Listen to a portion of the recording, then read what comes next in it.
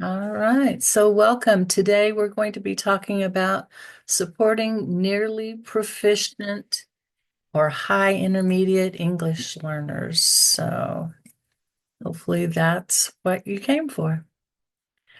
So today, as always, we have our community agreements. We're going to be actively participating and respecting each other's input. I found a nice quote: challenging behavior occurs when demands being placed upon a child outstrip the skills he has to respond adaptively to those demands. That comes from special education, but I think it still kind of holds true for our English learners. So next we have our blueprint for success. And again, we're going to be kind of covering all of these today when we're talking about these students. We're going to share some WIDA updates, a few PD opportunities that are coming up, and then we'll jump right into our presentation. Again, make sure you sign in on the note taker. So from WIDA, we have a few updates. They have a new WIDA snapshot on the WIDA proficiency level descriptors that is available. It is a recording that you can find in the Secure Portals webinars link. Also, I wanted to share with you that there will be a new access test and alternative screener in 25-26, that they are working to push out an access Braille speaking assessment this year. And the 25-26 WIDA assessment plans will shared with us very soon. I put links to all of this and more information in the note taker so you can take some time and look at that more in depth on your own. There is another webinar that's coming out. This should say April 1st on strategies for supporting multilingual learners that are newcomers. So that's on April 1st at 11 a.m. And that is a free webinar. And then also WIDA has shared that the 2025 conference will take place in Seattle, Washington, October 27th through 30th, and registration opens for that on May 5th. The next thing I wanted to share again was our timetable for WIDA Access. Everyone has finished testing, but there are some dates to making sure you have your materials turned in and when you should get your information back. So 4/4 is when you need to have everything shipped back off to DRC. It has to be postmarked by that date, and that ensures that we get our results back in a timely manner. All right, as far as upcoming professional development, as always, there are links on our DESE curriculum calendar that you can follow. But outside of DESE, we have Elevate coming through the RPDCs. Elevate will be both in St. Louis and Kansas City this year. Unknown caller. And sorry. So you can register here for both the St. Louis and the Kansas City Elevate sessions. There is also going to be through FLAM, which is the Foreign Language Association of Missouri, a March meeting on advocacy starts in the classroom. The guest speaker is Patrick Wallace, and Patrick is, I believe, from Arkansas. He's going to be talking about connecting, communicating, and collaborating strategies for impactful advocacy. So that might be something you might be interested in. The registration again for that is free, and you'll find a link in the note taker for that as well. We have 2 more check-ins for this year, and the April check-in is going to be on family engagement, and the May we'll talk about analyzing our access growth and perhaps have some information on the EL indicators at that time. And I wanted to remind you the link at the bottom there is to our monthly check-in hub, so you can go back and watch any of our past check-ins from the past couple of years. Those are always available for you to go back and watch at any time. And then also wanted to remind you of our self-paced e-learning that is available to everyone. Any Missouri educator can go and watch these. You can use them for book studies. They are self-paced, so I invite you to go back and look at those. They're available through the end of August, and then will be renewed in September with any new offerings that they have. So those are all the announcements I have to share.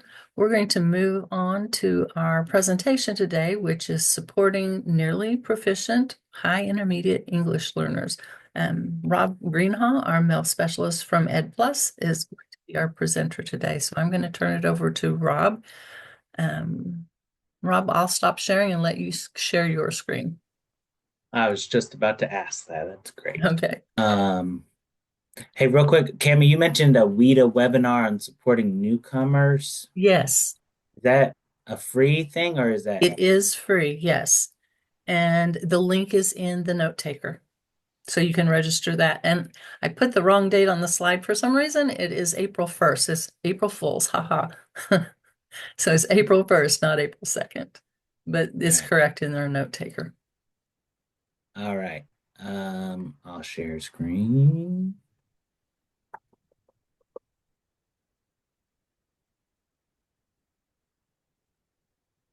Okay. Um, Hi everybody. Um, Thanks for having me.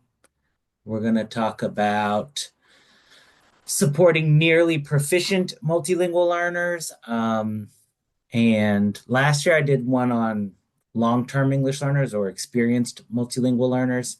And this is going to be similar, but not necessarily identical.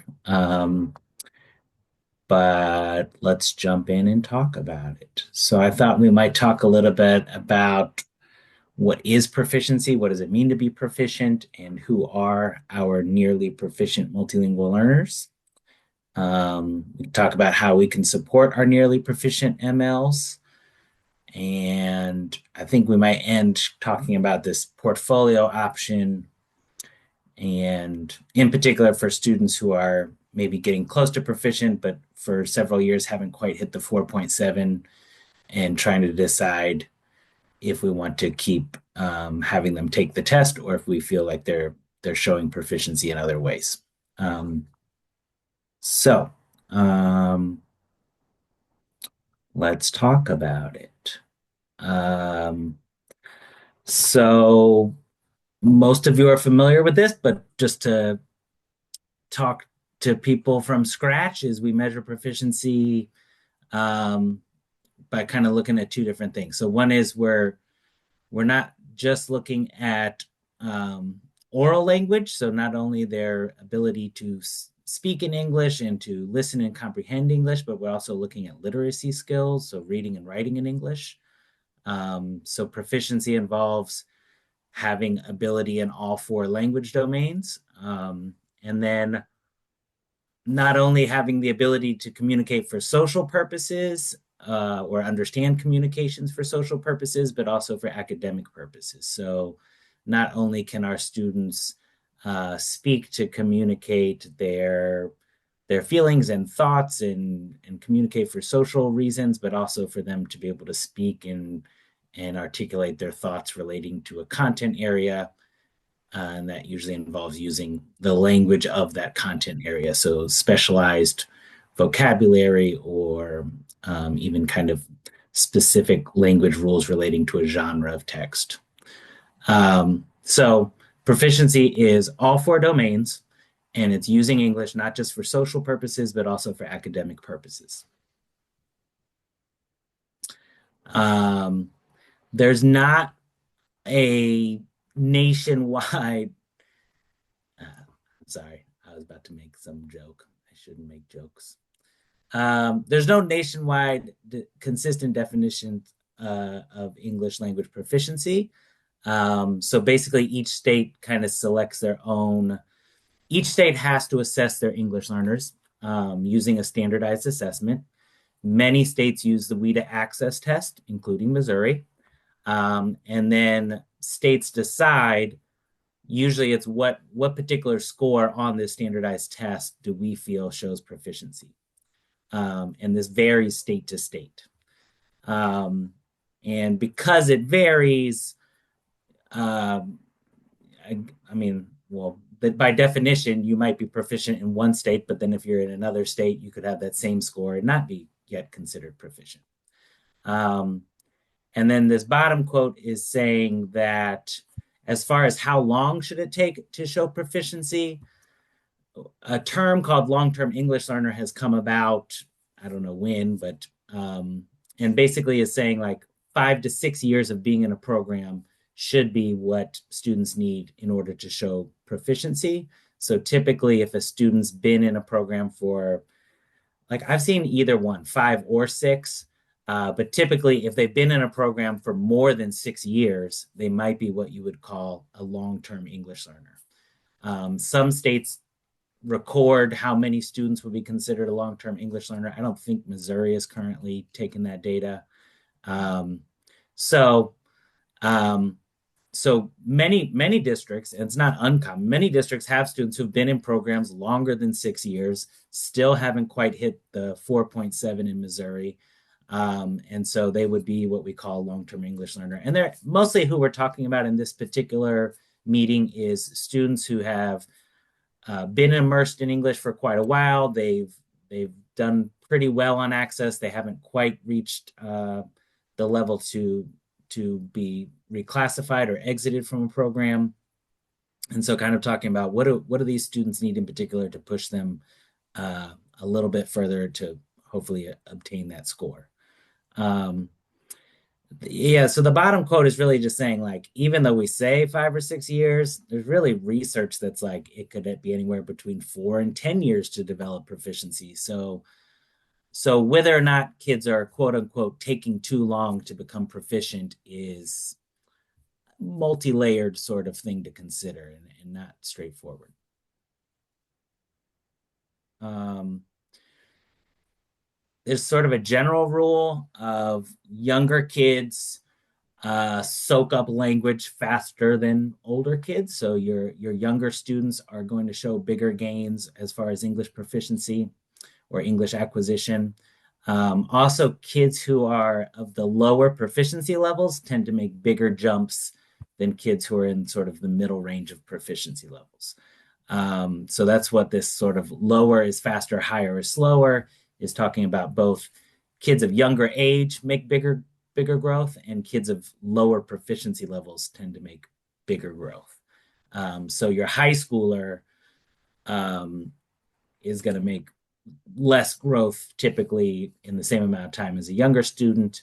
And also, if they're sort of like in that intermediate range, they're not going to be showing huge growth year to year. The table on the bottom of this slide is sort of saying to go from like, this is talking about an overall score on access. So your overall score jumping a full point. So maybe going from a level 1 student to a level 2 on access should take maybe just one school year. But then to jump from a level 2 score to a level 3 score would typically take maybe 2 years. Could also be done in 1 year. But then when kids are in the level 3s and kind of the beginning of the 4 range, it's very common to take multiple school years to move a full level. So we see students slow down quite a bit in those intermediate tiers. So again, talking about the access in general, we score 1 to 6. In Missouri, where a 4.7 is our proficiency. It's possible to score 6.0 on access, but typically we've already reclassified or exited students who've scored at least a 4.7, so it's not as common to see someone score in the 5s or 6s anymore. I sometimes use this little stick shift metaphor, which is increasingly not relevant to most people, but if you drive stick shift and you're in first gear, your RPMs jump up really fast and you have to quickly go to second gear. And when you're in second gear, you have to quickly move it into third gear usually. But then when you're in that third gear, you can usually drive around town, or you might be able to hang out in third gear for quite a while. So same thing with proficiency levels. Kids who have an overall score of a level 1 pretty quickly will jump to a level 2. Like we said, maybe just one school year. Kids in a level 2 overall score might quickly make it to a level 3, maybe in one school year or 2 school years. But then to have 2 or 3 or maybe 4 school years where you're like in that 3 range or the low 4s, mostly is common, and that's happening quite a bit. Um, I would think, to me, what the reasoning is, it's becoming more and more about academic English. So the test is wanting you to show more and more command of academic English. So to show growth from a 1 to a 2, maybe you just showed some ability with some social English. From 2 to 3, maybe you had some social English and a little bit of academic. But then once we're trying to get to that 4.7, it's increasingly about how much academic language is this kid able to demonstrate on the test, and then looking for specific things. Um, okay, that's kind of what proficiency is.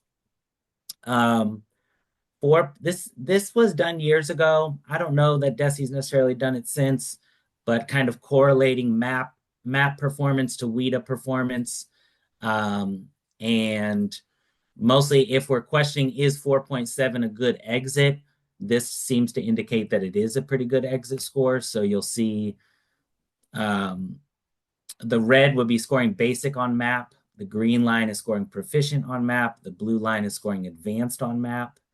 And so you're seeing that once kids are scoring in the 4s and specifically 4.7 or better, most of those students are now scoring proficient or even advanced on the content assessment, or the map test. And this is typically kind of true of all grade levels, where once kids are scoring in the 4s or even mid or high 4s, for sure, we're starting to see that they're being very successful also on content assessments. So I think that's mostly validating as far as us making a decision of, hey, I don't think this student still needs language support because they're doing very well on even the standardized content assessment. Um, So so Rob, we did yeah, look, we have looked at this again and our scores didn't change a whole lot. okay. We just did kind of a recent with the alt access. So Okay. we looked at scores again, and there's not a lot of difference. And I just put in chat kind of the reasoning behind this. So they look within our state at all students, and that's what these two charts are doing.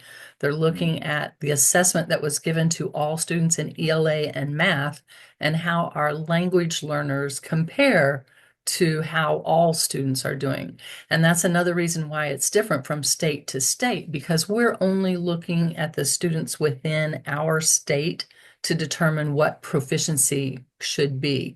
So when we look at all students in Missouri, this chart is based on how all students are performing in relation to English learners. Another state, their total population may have a different outcome.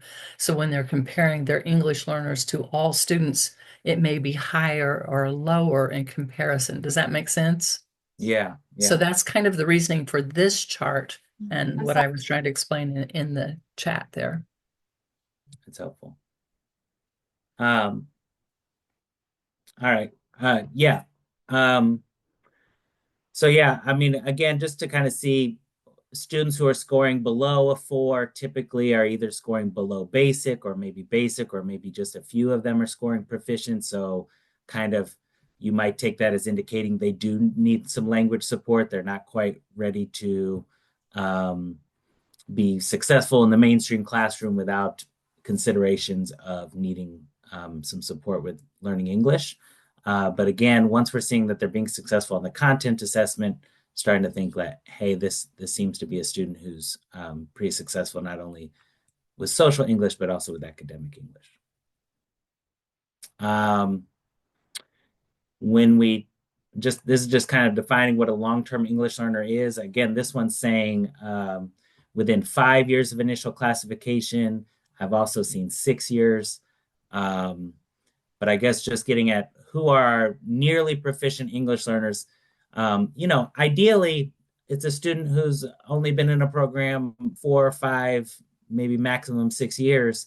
But we're for sure this presentation is overlapping with a large population of students who've been in a program for 6+ years and are just kind of hanging out in that low fours area, maybe.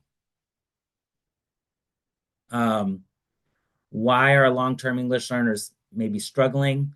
Um, One is sometimes these students are demonstrating really strong fluency with social English, um, almost to the point that uh, they're able to sort of hide their need for language support, right? So to a classroom teacher, it might feel like, hey, I never thought that this student might actually still be struggling when they're writing in English or reading an academic text in English, or that they're so have so many social relationships with other students and speak in English so fluently on a day-to-day basis in my class that I don't immediately think that they might need some extra supports that I usually would think of for maybe have a kid of lower proficiency. Um, on the flip side of that is if we are informed that a student is an English learner, whether we're consciously doing this or not, we might be kind of overly trying to support and not challenging our students enough. So that could be an issue. Um, and sometimes if we're keeping them in maybe like a pull-out setting, or a designated English language development. Um, I think sometimes that can be done really well and aligned with academic standards and can be a good model of support.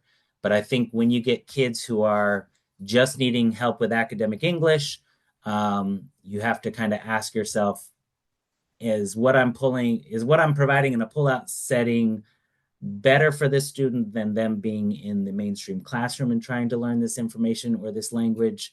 Um, so kind of it could be to our detriment if we're pulling kids out who really are just needing some more support with academic English. Are they missing out on some academic content by being pulled out? Am I in fact teaching academic English better than they would be learning it in that science or social studies or math or ELA class? So um, okay. Um, I'm gonna just pause for a second and let people share out anything that we've said that you thought is interesting, or some connection to your own district you might have made. And I even gave you some sentence frames. So you could say the part about blank is important because of blank. Or you could say in my district, we are seeing blank. Um, so just kind of curious about anything that we've gone over so far, any connections you might make or things you might want to share.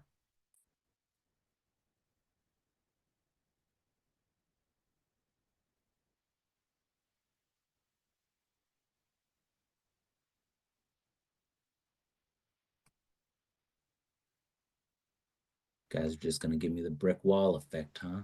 I'll Okay. go. Oh, Oh yeah, Susie, go for it. sorry, hang on. Let me turn my camera on. Okay.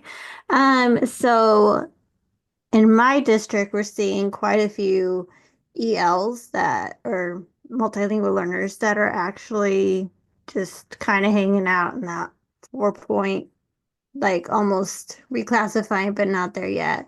So I was really looking forward to this because I want to figure out how to be able to reclassify them maybe on a portfolio or even just make a portfolio where they can actually just go because every year when they see me for the WIDA access, they roll their eyes and they're like, not again. Are we doing this again? So, yeah, so that's what I'm seeing in my district. We have quite a few, but we also have quite a few that are on IEPs that are also just hanging out. So that's the other added piece. Yeah, no, thank you for sharing that. Yeah, I agree. When we're starting to talk about long-term multilingual learners or experienced multilinguals, for sure this factor of motivation becomes increasingly apparent. Where are they are they still wanting to do their best on this test, or are they just so annoyed at still being part of this program? Mhm. Um, Rob, yeah, please. I wanted to comment too on some things I've observed. The part about, I'll try to use this I sentence, love it. the part about um, observing kind of the access scores plateauing. I think it's important to consider that we don't have to exit just based on the access score. I am seeing a lot of places hang on to their ELs, their long-term ELs, when they kind of plateau under 4.7, but right around 4. And the students are honestly reading at grade level. They're getting adequate grades, and they really probably should just be exited by portfolio. So if we did more portfolio work, we may have fewer long-term ELs, you Yes. know. Good point. I think so. We're definitely going to get to the part about portfolios and talk about that. I think a couple things. One is I think we're lucky that we're in a state that allows for portfolio reclassification, and there's other states that don't have that option. And I think just as Rhonda said, that getting this 4.7 shouldn't be the end all be all. And if we're seeing multiple data points or multiple years of them being successful in the mainstream classroom, we should see if we have other evidence to kind of maybe dispute a lower domain score and see if there's a possibility of reclassifying. I'm I feel like we all have limited resources and we don't need to keep kids in a program that maybe is not right for them anymore. Can I say something? Please. Yeah, so this is same thing like in my district. I'm from Hickman Mills and I'm the ELD specialist.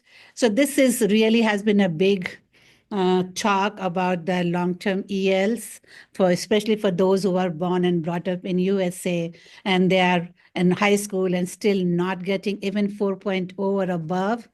So this reclassification has really helped us to base on their grades, MAP scores, their classroom grades, and the portfolio. So we are using that a lot because they are not motivated. In fact, their access scores from if they were getting almost nearly 4 in the middle school, it start getting lower like in 2s or 3s. So they are just not motivated to give access again and again. And as you said, it becomes more academic language. They don't, even if they can do it, they don't want to take up their time. So this is the good. That's what I wanted to attend this meeting because I want to know that if whatever we are doing is correct or not. And what I heard from you, you are going to talk about portfolio, correct? Today? Yes, correct. For sure. We will get to the part on portfolio. Okay, so that's what I wanted to share. And I totally agree that, I mean, I don't want to generalize, but I'm going to generalize, which is that kids in high school who've been in a program for a long time tend to be more and more annoyed at having to take this test. And that if I get a kid who's scoring like a 4.4 and I'm like, ooh, I bet he'll get 4.7 next year, I almost feel like it's just as likely that they're going to score a 4.2 next year, right? So it's like, although I feel like, ooh, they're getting closer, I think they might get that 4.7.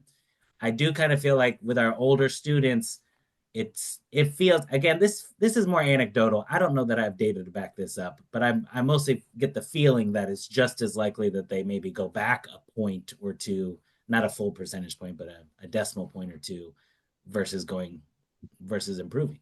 And also they, we're responding to more and more complex material as we get older in the older grades.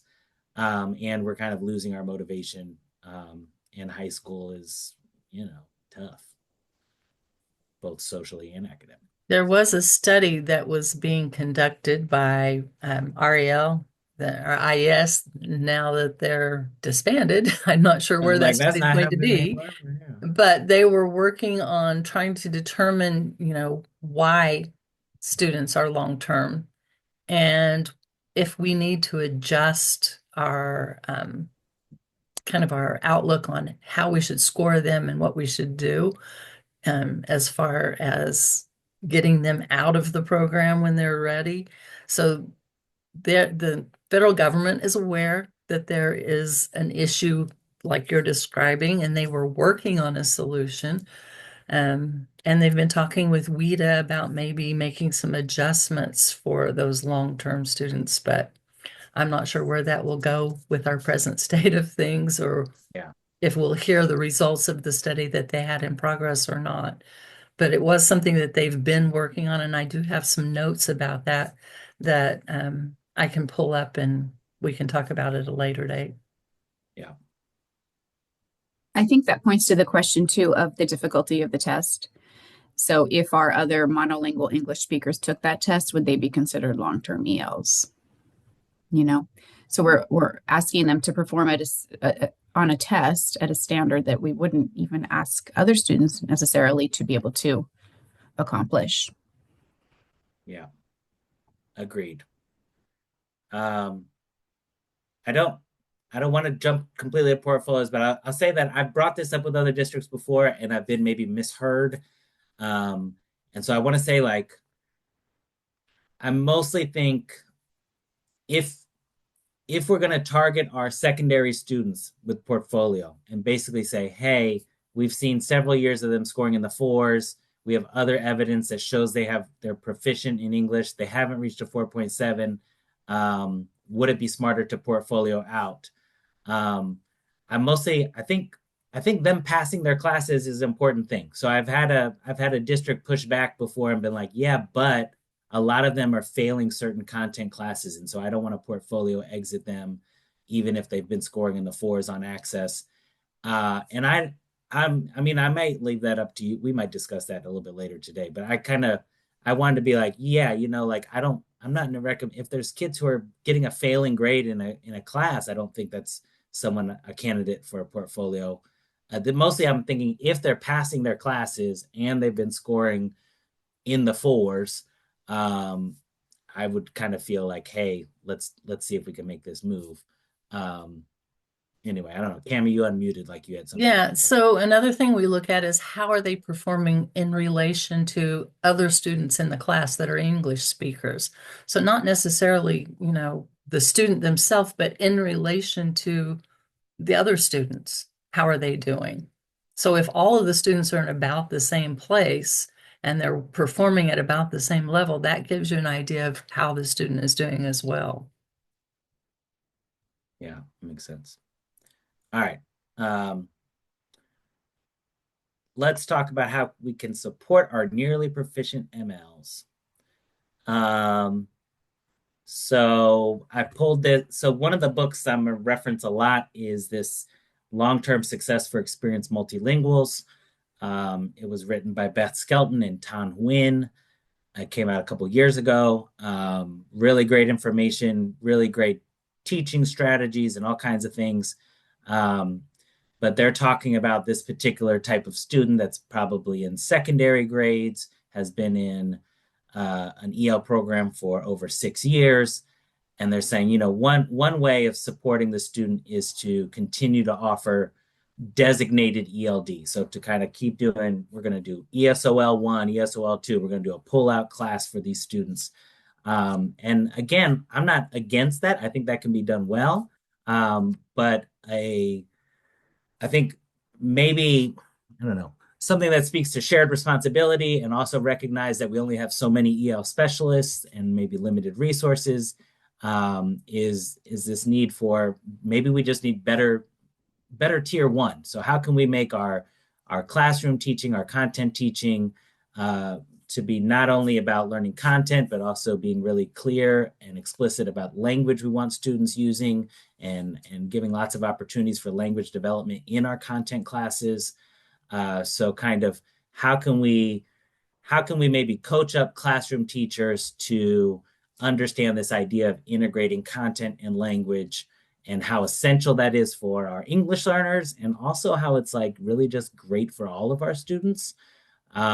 So I think one big way of supporting our nearly proficient MLs is really talking to all teachers about what does it mean to integrate content and language learning, and what does that look like, and what are things you can do in your teaching practices that encourages language development in addition to content. So what do we mean by content language integration? So they're saying we're developing content and language simultaneously. So it's not, hey, go learn English, and once you've learned English, you can come and learn science. It's saying while you're learning science, we're going to be learning some science vocabulary, and you're going to be learning other English phrases, and we're going to really be clear about what language we're using to show our understanding of the science, and we're going to build in opportunities for listening and speaking and reading and writing about what we're learning. So kind of how can we be really intentional and integrate these two things? And something I'm going to talk about, because I kind of always talk about it, is the WIDA Standards Framework, the 2020 edition, is a good tool for kind of making sure we know what language we want to be teaching as we teach our content. So as far as, I'll just say, like, myself included, when I thought about integrating language and content instruction, I basically just thought we'd spend more time on vocabulary. I was like, I'll just teach a lot of vocabulary words, or I'll teach vocabulary better. And we're actually, what the WIDA Standards Framework and other things are pointing to is that this is much more than just vocabulary. So yes, we want our students to be learning vocabulary. We need to continue to explicitly teach some vocabulary, but we also need to talk about academic language from the discourse level or the genre of text. And if we're writing a science explanation, what does this typically look like? How is it organized? What language choices do scientists make as they're writing or sharing their thinking?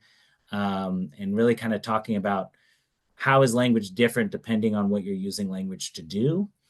And also being exposed to lots of different sentence types too. So what are different, once I have these vocabulary words, what are different ways I can use them in a sentence? What is active voice? What is passive voice? Why would I choose to use a sentence that is passive voice over active voice? Or is it good to combine two ideas into a compound sentence? Why or why not? So kind of just exposing kids to lots of different grammatical rules as far as how to use the vocabulary. So more than just vocabulary. And then we also just kind of want some type of framework usually. So kind of talking about, like, how are we gonna improve our tier one? What is it that teachers maybe need to be exposed to? So it could be different EL support, like models of EL support. It could be a certain publication that you're using. So one way I like to think I'm improving tier one is I lead a co-teaching for English learners initiative every year, where we have EL teachers and content teachers, and they attend together, and we talk about co-planning, and we talk about the importance of having a language focus in our content unit. And so we use things by Honigfeld and Dove as far as co-teaching or co-planning. SciOp has been around for years. There's lots of newer editions. The newest edition has Katie Topol as an author, who's someone I'm kind of a fan of. And so having a SciOp framework is another way of saying, hey, we want to be intentional about integrating content and language. It needs to look a certain way.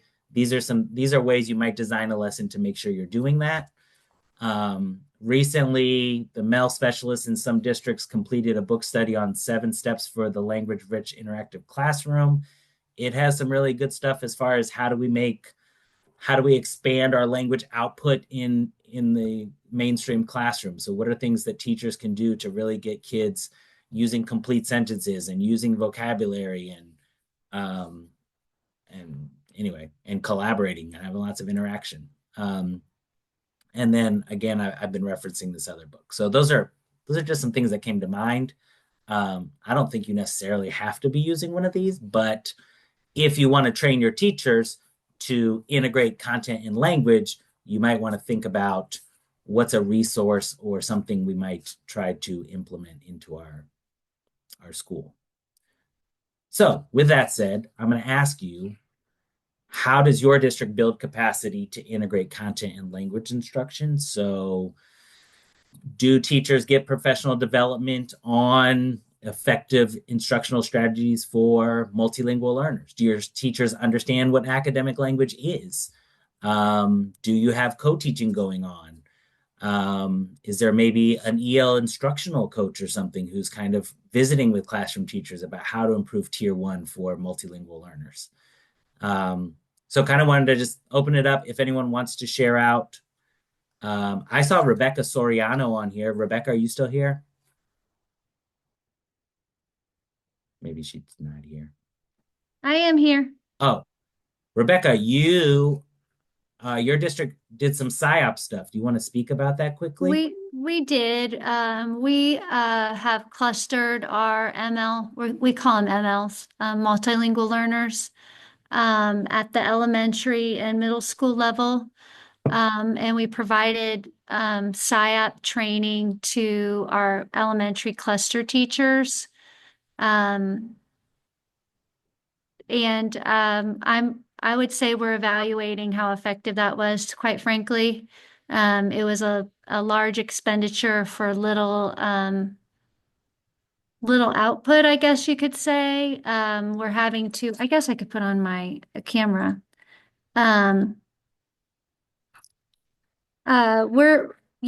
They said to implement very slowly, the language and content objectives, to start. And we did that, and we've done a lot of walkthroughs and things of that nature, but we're really having to go back. We're going to have to revisit it again for next year, and maybe add comprehensible input if we can. So I don't know that I highly recommend, to be completely honest. It was a lot of money, Yeah. for not a lot of, and they wouldn't let me see the evaluations at the end to see, like, I don't know. Oh, It's just very proprietary, I guess you could say. Yeah. So Yeah. I wouldn't say that it was a waste of money, but we probably could have used our resources a little more wisely. So we will not be doing that. I also believe we have more internal capacity now, Yeah. for a lot of this work because of this group, because of Elevate training, the conference, some of our own internal work, professional development and growth that some of us could probably lead some of Yeah. that PD a little bit better. So, I don't know. It was a lot of money for a lot of, not a lot. No, Uh, Rebecca, I appreciate you sharing. so I And I wouldn't do mostly, it I mostly want to again. say, I agree with. I think one is like PSYOP is really solid stuff. So Yeah. it's very comprehensive. Any EL book you read anywhere is going to have things that are also found in that PSYOP book. I think to your point, to get the official PSYOP training is very expensive. I think the information, I don't know how it was provided in this specific training, but I think the information from the book is still relevant in a good way. Yes. I think something beneficial for teachers to understand, Yeah. but totally understand about bringing in official PSYOP trainers is quite a And commitment. honestly, it was quality training. I'm not suggesting that it wasn't quality training. It was engaging. It was all of that. We even did it for the administrators too. Yeah. But I just, unless you have in retrospect, we probably should have done a little bit more with our coaches, because they're, and administrators a little deeper, because they're the ones that are going into the classroom, and the CNI team, on a regular basis to evaluate the implementation. So, Mhm. we have some growth to do, so in reflection, but, yeah, so we're trying to figure out where we're moving next year, as far as we're going to have to go back. We're going to have Yeah. to go back to language and content objectives. Content are pretty easy, language are still very difficult. Yeah. Yeah. So Thank you. Thank you for sharing out. yeah, That's Rebecca. anyway, She's from University City School yes, District. Yeah. Can I add to this? There's a PSYOP training.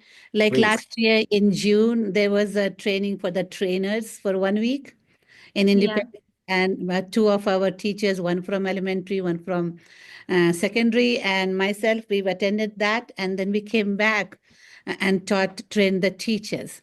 yeah, I think slowly that was quite like most of the teachers have done PSYOP in their ESL certification.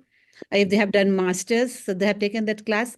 So that way it helped, because I was thinking to have the training for the administrators first if we want to go district wide, but that's expensive. So this Mhm. will help us to slowly adapt, and the PSYOP book is quite comprehensive, and with these two trainers, so that way it worked well. With less money, then Yeah. we have to train the whole entire district. No, thank you for sharing that, Ms. Kumar. Thank you. Cool. I'll just give a shout out to 7 Steps. If you're not familiar with the 7 Steps for a language-rich interactive classroom, this publication from PSYOP, I'll just say it's just like super simple stuff. So if I'm a classroom teacher and I feel like I have a lot on my plate and I'm not trying to go get my EL certification right now, I just want to know what are some things I can be doing right away to kind of boost language acquisition and language output in my class. 7 Steps is like super practical, easy things classroom teachers can do that it doesn't like spend a ton of time on kind of like theory and stuff like that, I guess.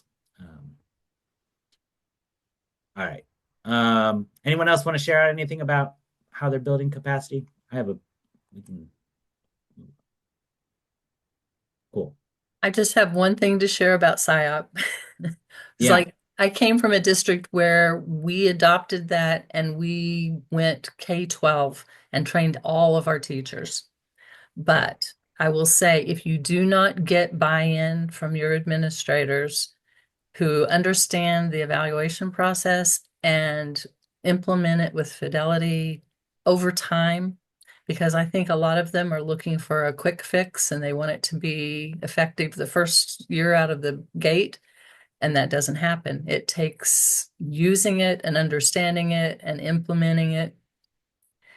And that checklist that they give you is a great thing for your administrators to carry along so that they have an understanding of what they're looking for when they go into a classroom. Because I cannot tell you how many administrators I followed around while they were doing their evaluations, and they were counting off things that they didn't think the teacher was doing right when it was part of the PSYOP checklist. So it's a different mindset, and having them understanding that different shift in how we're looking at things is very important. So again, we did the same thing, spent a lot of money and ended up not being really successful at it because it wasn't taken in by everyone and used with fidelity. So I understand what you're saying, Rebecca. Yeah, no, thanks for sharing. All right. So I told Cami I was going to do this. I'm like, look, Cami, I feel like I bring this up all the time, and I'm like the WIDA ELD standards guy, and mostly I don't really want to be. I feel like if we're thinking about kids who are nearly proficient and we want to know how can we bump them up just a little bit more, really understanding what the WIDA ELD standards framework are trying to communicate is important.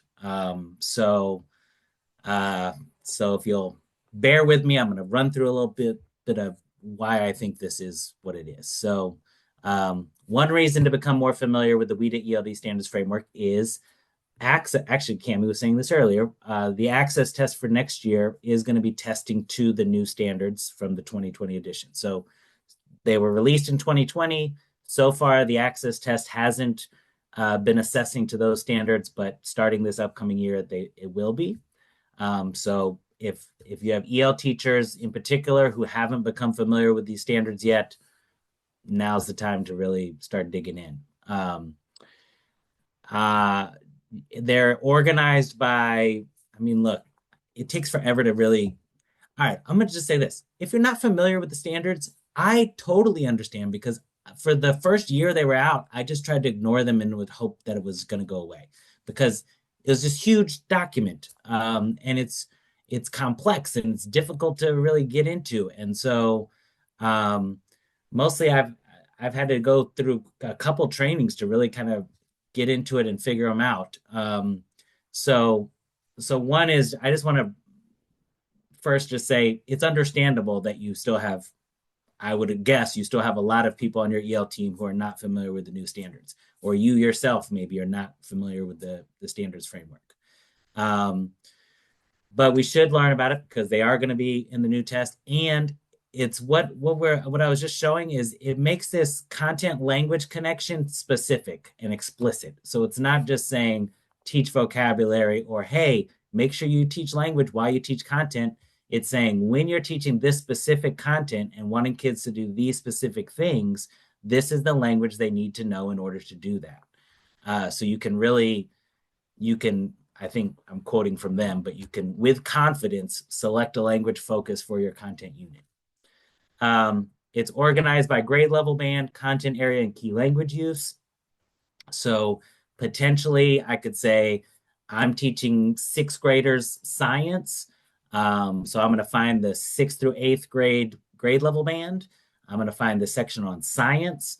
And then once I'm in science, I need to think about what am I asking kids to do with language? And they have 4 key language uses: narrate, argue, inform, explain. So I could say, I really want them to explain in science. So I'm going to find 6th grade science and the explain, and then look at my language functions and determine of these language functions, which do my students need some work at. So one is it takes a little while just to figure out how to navigate the framework. But once you do, it provides you with what are called language expectations, which is a combination of both language functions and corresponding language features that you need in order to accomplish those functions. So what are the language expectations for? Just the highlighted bits. Educators can now draw from the language expectations in order to plan a language focus for units of study. They can prioritize one or more of the language functions. WIDA has done the work of identifying many language resources required for academic success. The language expectations for each ELD standard statement have been derived from its most prominent key language uses based on an analysis of content standards across the WIDA consortium. So they basically said, what are kids being asked to do in different content areas? Specifically, I would imagine they're looking at content assessments and seeing what are kids being asked to do, and then working sort of backwards with like what language do they need in order to do that, and then providing that to us as teachers to say, hey, if you really want them to be taking a position on something and arguing from evidence, kids need to know how to do these particular language, be familiar with these language features. So again, one of those is going to be using specialized vocabulary, but then there's going to be 4 or 5 other ones that are just not vocabulary, that are different aspects of academic language that you want kids to be familiar with. So anyway, language expectations they're built around a function and features. So your function might be something broad, like I want them to support or refute a claim based on data and evidence. Or I want them to introduce and contextualize phenomena or events.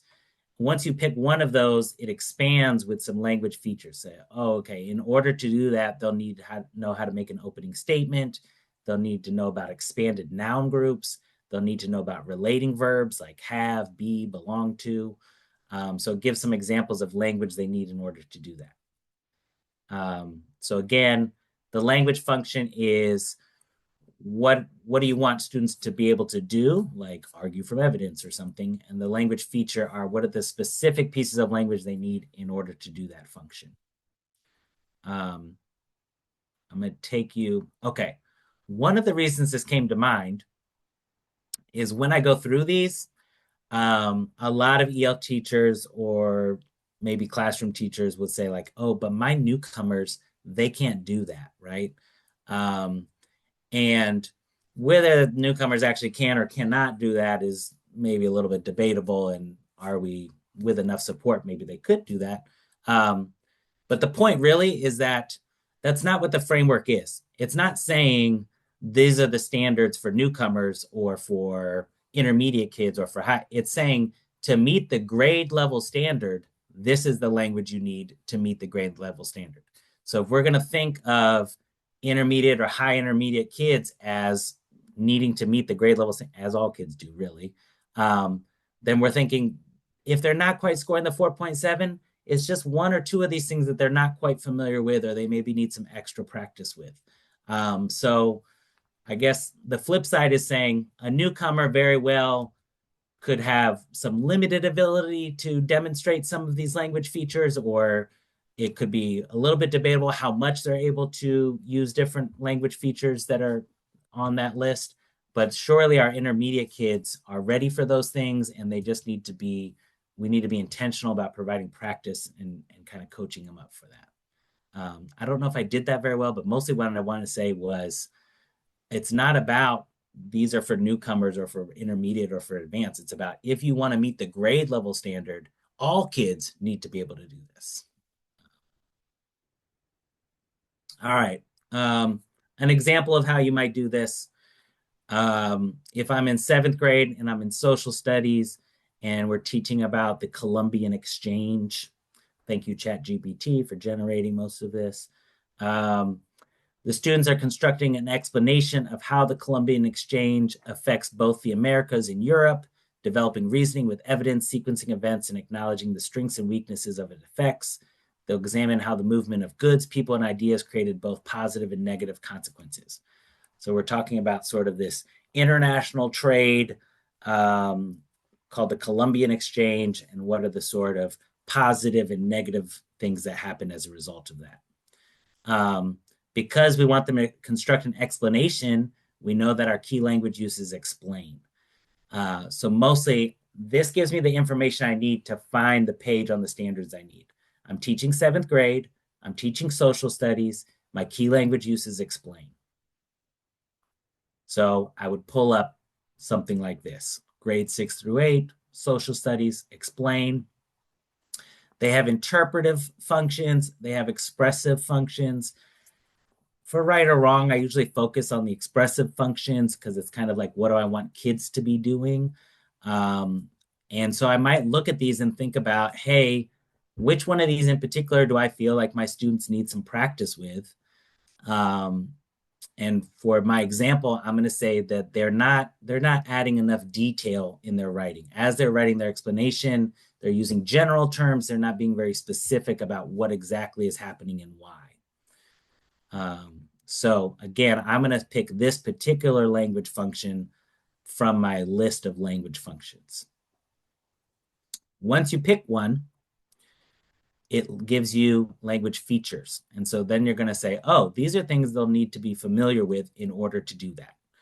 Nominalizations. So big nouns that mean a whole process, for example, like deforestation or colonization. So what are these big noun words that we can use one word to signify a whole process or a whole time period or a whole event?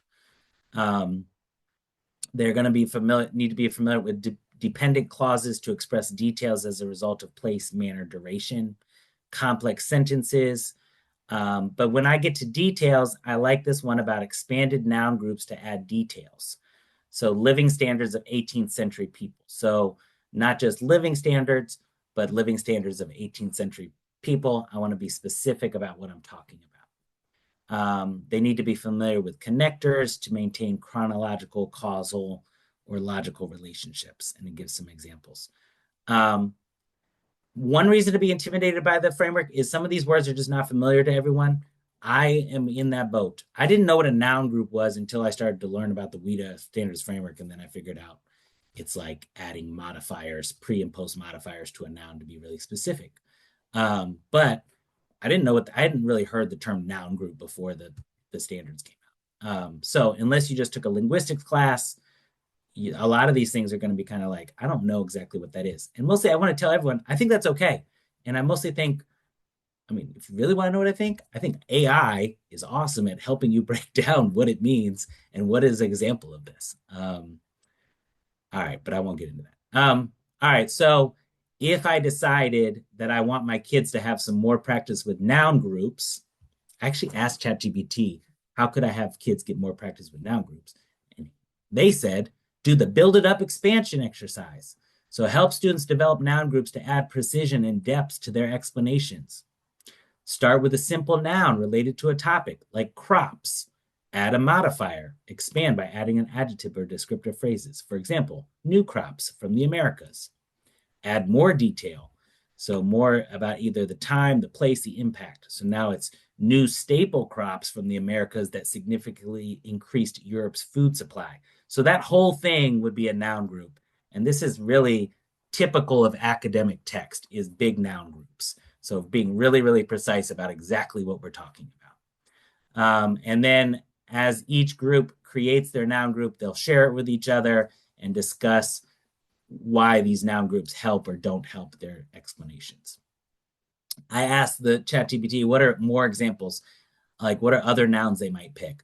They might pick food and crops like potatoes, maize, tomatoes, sugarcane, wheat, coffee. They might pick animals or diseases or people. And this is all nouns that are relating to the Columbian Exchange unit that we're teaching.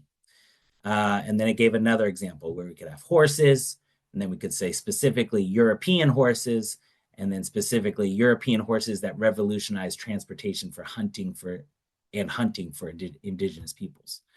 So again, kind of, if you want to scaffold it for your students more, you might have here's a word bank of some nouns you might pick as you create your noun groups.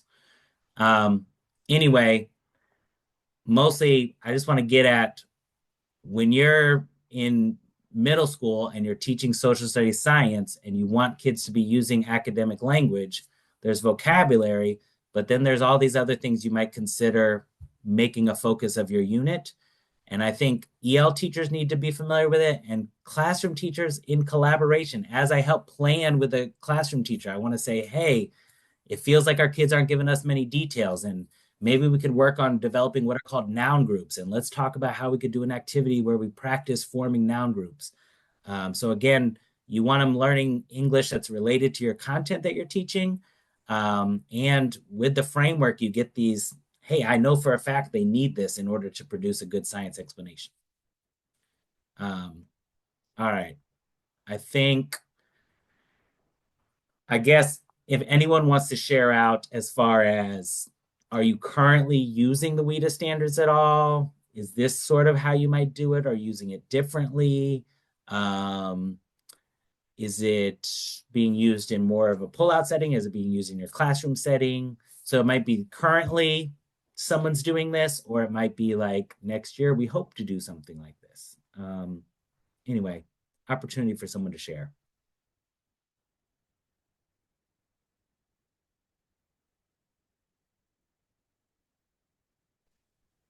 I'll go ahead and share, Rob. At our Thanks. school in the past, we had done a lot of like pull out ELL services that way. And we've kind of done this shift into more of like the content teacher and the ELL specialist co-teach together. And I will say this is something that we have used. So my ELL specialist and I will come into like our content meeting and we'll bring this framework with us. And we'll take that and then like the learning standard for the unit, like we use Wit and Wisdom. So we'll use whatever Wit and Wisdom says and the Missouri Learning Standard, and we'll kind of decide like, how can we use this framework to like help our kids kind of meet that language objective or those language goals. Now, I will say it's not pretty. This whole idea of like the collaboration and the content teacher and the ELL specialist kind of sharing a room and like kind of sharing those responsibilities has been difficult to maneuver. But at KCIA, we are currently really, really trying to make this something that works. And I have got a lot of good feedback from like my science teachers. They are collectively like as a group using these things.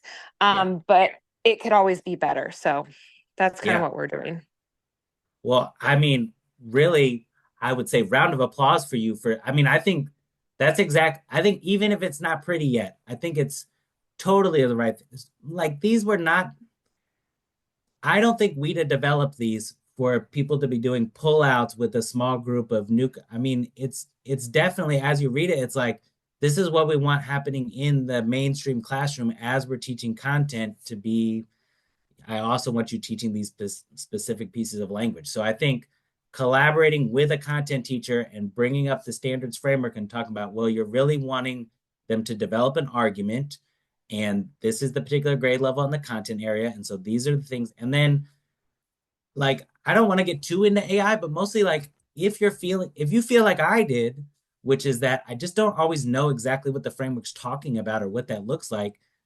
AI is good at saying like, hey, it wants me to use modal verbs when I'm doing this, and I don't know what that looks like exactly. Could you give me an example of a seventh grade science text that has, whatever modal verbs? And then it'll point that out to you. So I don't know. I don't want to get too into AI stuff, but I just think AI is my friend and it helps me understand sometimes. No, I completely agree with you. There have been so many times that I've been in those standard frameworks and I actually have to go to Google and like ask, Yeah.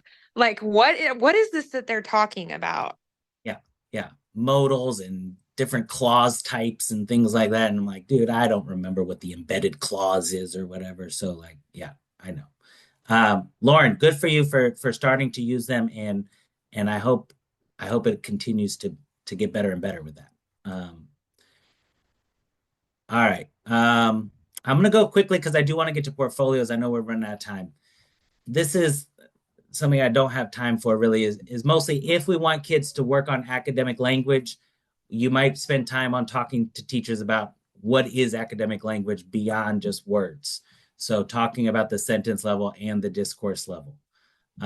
So WIDA is really kind of big about teaching from the genre first and kind of understanding what is this particular text and what's typical of this text. I do want to kind of skip some of this. Once you understand discourse level, sentence level, word level, you can navigate part of the framework, which is called proficiency level descriptors, which kind of say what kind of output do kids make at word level, sentence level, discourse level, depending on their proficiency level.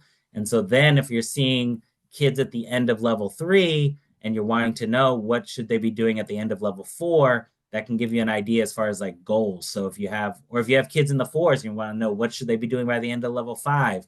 So it's good for kind of goal setting. And there's in the framework 334 to 350 is just pages of these proficiency level descriptors. They're kind of like can-do descriptors, but again, if you don't quite understand discourse level, sentence level, word level, they're harder to use. So first, make sure people feel comfortable with that. All right, real quick, let's get into portfolios. Why should we do portfolios? One reason is high-stake decisions shouldn't rest solely on a single test score, right? Kind of like what Rhonda was saying, was like, hey, the test score is like one reason to reclassify, but it shouldn't be the only reason to reclassify. In our DESE guidance, it's saying if you score a 4.7, it's usually an automatic exit, but portfolios can be used on the flip side to kind of decide maybe it was too early to exit someone, right? So maybe they scored a 4.7, but you're like, hey, they're failing a whole lot of classes, and I've seen some of their writing, and it's really not as reflective of this particular score.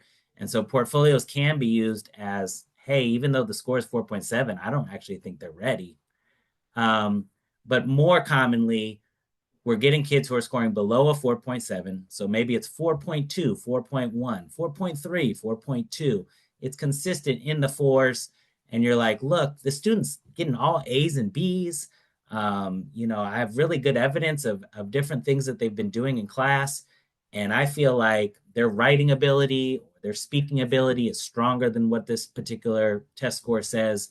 I want to dispute this low domain score and move for a reclassification. So that's essentially what the process is saying, I'm looking at the different scores. I see that there's a low score in speaking. I think I have evidence, I do have evidence that says their speaking ability is stronger than that. And so let's sit down. You want to do it as a team. It shouldn't be one person's decision. Let's look at the evidence we have. Do we agree that their speaking ability is better than this particular score? And if so, maybe we feel that's strong enough to make a move to exit. But again, one guideline I don't know if I'm going to point out here is it should be a team. Usually you even want to include the parent sometimes. So like a classroom teacher, an administrator, the EL teacher, and maybe the student's, the parent of the student. and just talking about, hey, this particular student's been very successful. They haven't met a 4.7, but we do have some other evidence. Let's look at it and see if we want to move to exit. I'm going to skip that slide for now. This is just saying portfolio is great because you can exit at just the right time. You don't want to keep kids in a program too long. You don't want to get them out too early. I think in particular, when we get these high school kids who are like, I don't care anymore. I'm not going to do my best on this test. We're running the risk of, have they been in this program too long, where I can't even get accurate data as far as their proficiency anymore because they're so upset about being in this thing.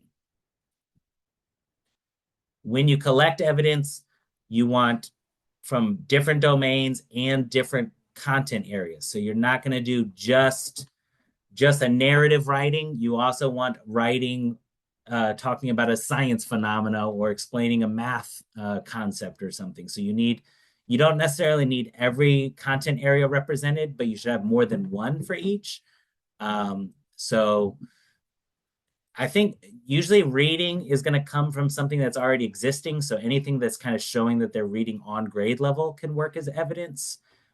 Speaking tends to be the one that, in my opinion, you have to kind of go the extra mile and kind of say, I need to pull this kid and have them respond to a prompt and see if I can score a speaking response. Just because it's not as usual that extended speech is happening in the mainstream classroom, although it should, but it's not. My cheat sheet that I shouldn't say is that you don't usually dispute listening very often. And so, not that you don't need to collect it, but I don't think I've ever even heard of someone disputing a listening score. So typically that's the strongest of the scores.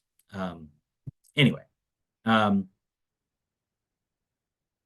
of typical process, you're identifying kids who potentially might need a portfolio exit. Kids don't make like a whole point growth. So in my opinion, I mean, that happens in like kindergarten, but you're not going to go from like a 3.7 to a 4.7 usually. I don't know. Mostly you can kind of identify, hey, these kids are all scoring in the low fours. They have the chance to score a 4.7 this year. Let's make sure we collect good evidence on these particular students and see what they score. Then we get the access results. We see, oh, so-and-so got a 4.5. That's really great. This is their third year in a row that they're scoring in the low fours. I have this other evidence. I think maybe it's time to move to a portfolio. Let's look at our other evidence. Can we dispute one of these low domain scores and move to exit? It's mostly a local control sort of thing as far as districts create their own procedures as far as how portfolio goes. So a district could say it has to involve these 4 members of a team, an EL teacher, a content teacher, an administrator, maybe a parent. We need to be, I don't know, mostly there is some wiggle room as far as like how much evidence is needed. I think the important thing is everyone should be in agreement. We had a meeting, evidence was presented, everyone agreed that this evidence does show that there's better ability than what was reflected on the access test. And so we do want to move to portfolio exit. Cami, do you want to clear up? Did I misspeak on any of that? Yeah, we want to make sure that they are scoring well on the access in at least some areas. I mean, they can't Yes. have threes all the way across and try to exit them.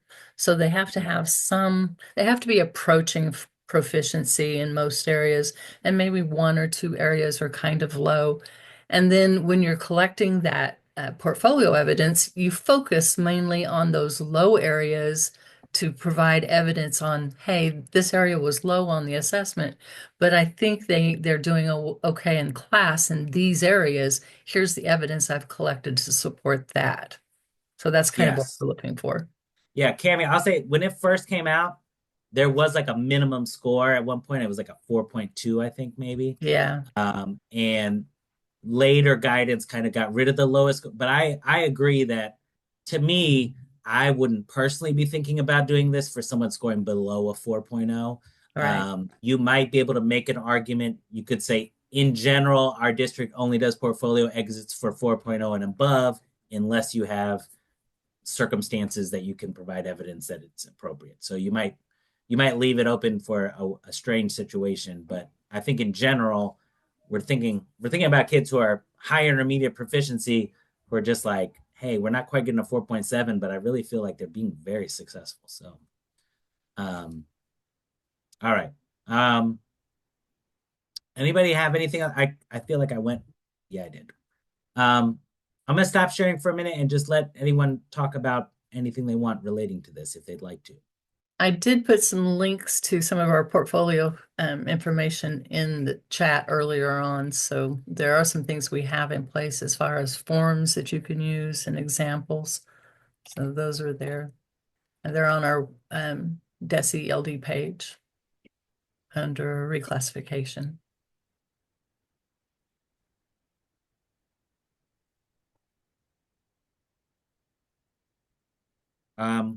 Well, I just want to thank you all.